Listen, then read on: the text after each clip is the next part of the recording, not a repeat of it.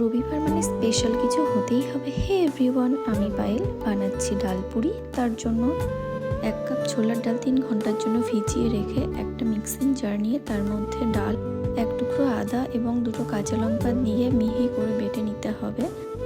তারপর কড়াই বসিয়ে তেল গরম হলে মৌরি হিং ফোড়নে ডাল বাটা দিয়ে লবণ চিনি ভাজা মশলা দিয়ে ঝরঝরে করে নামিয়ে নিতে হবে।